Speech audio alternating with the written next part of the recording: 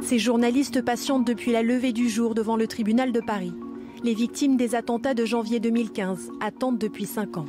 Un procès hors norme, sous haute sécurité et filmé, avec 200 parties civiles, 94 avocats et au moins 90 médias accrédités.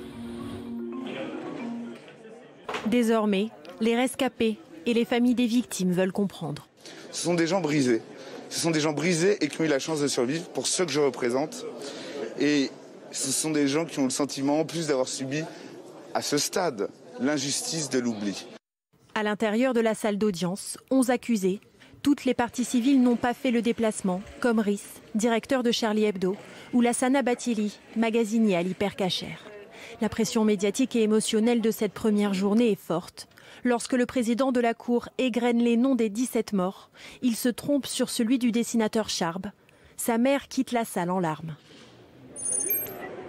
La seconde journée est consacrée aux interrogatoires de personnalités d'une partie des accusés. Soupçonnés de complicité, ils clament tous leur innocence. 2 d'entre eux expriment même leur compassion à l'égard des victimes et de leurs proches. Des regrets que refuse Patrick Pelloux, ancien chroniqueur à Charlie Hebdo. Oui, les deux, ils ont eu des mots, mais ça me fait rien. Ça me fait rien. Ils auraient pu réfléchir avant. Pour chacun des accusés entendus, c'est à chaque fois le même parcours chaotique, émaillé pour certains d'accidents qui bouleversent une vie et de nombreuses condamnations pour la majorité d'entre eux. Vendredi matin, l'étude de personnalité reprend. Un accusé sort du lot, Ali Riza Polat. Il est jugé pour complicité d'assassinat, en somme d'avoir été le bras droit d'Amédi Koulibaly dans la préparation des attentats. C'est le seul accusé qui risque la perpétuité. À l'ouverture du procès, son avocate a rappelé que les vrais coupables sont morts ou absents. On ne poursuit pas les vrais complices, ceux qui ont fourni les armes, ils ne sont pas poursuivis dans ce procès.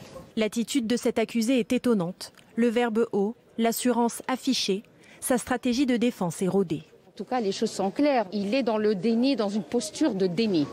Ces 3 premiers jours s'achèvent avec les auditions des proches des 3 accusés absents. Hayat Boumedienne, compagne d'Amédi Koulibaly, et les frères Belloussine, soutien et mentor présumé du terroriste. Les faits en eux-mêmes ne seront abordés que dans plusieurs semaines.